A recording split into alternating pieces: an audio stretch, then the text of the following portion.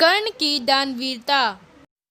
पांडवों का अज्ञातवास पूरा हो चुका था, परंतु दुर्योधन ने बिना युद्ध के सुई की नोक के बराबर भूमि भी देने से मना कर दिया था।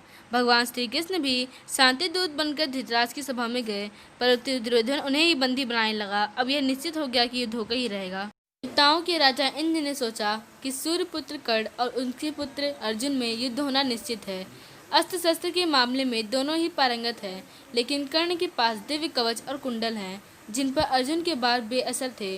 उन्होंने छल का सहारा लेने की सोची। किसी तरह से उनकी योजना सूर्यदेव को पता चल गई। सूर्यदेव ने अपने पुत्र कर्ण के स्वप्न में जाकर बताई, हे कर्ण, महाभारत का युद्ध शुरू होने वाला है। देवराज इंद्र अपने पुत्र अर्जुन के लिए चिंतित हैं। वह जानते हैं कि तुम प्रतिदिन सुबह मेरी पूजा के उपरांत दान करते हो और किसी भी याचक को मुंह मांगा दान कर दोगे, इसीलिए वह ब्राह्मण वेश रखकर तुमसे तुम्हारा कवच और कुंडल मांग लेंगे, परंतु तुम ऐसा मत करना।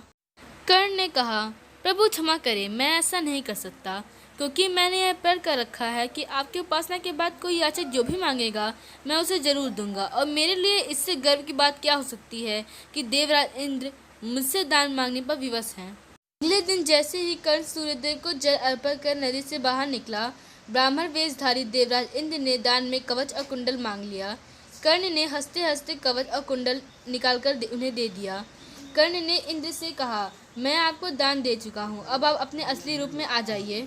वह अपने असली रूप में आ गए। उन्होंने कहा, कर्ण, मैं तुमसे बहुत प्रसन्न हूँ, तुम मुझसे कोई वरदान मांग लो। कर्ण ने मना कर दिया, परंतु उनके बार बार आग्रह करने पर कर्ण ने उनकी अमोघ शक्ति को मांग लिया। इंद्र ने यह कहते हुए कि तुम इसका एक बार ही प्रयोग कर सकोगे, उन्हें अमोघ शक्ति दे दी।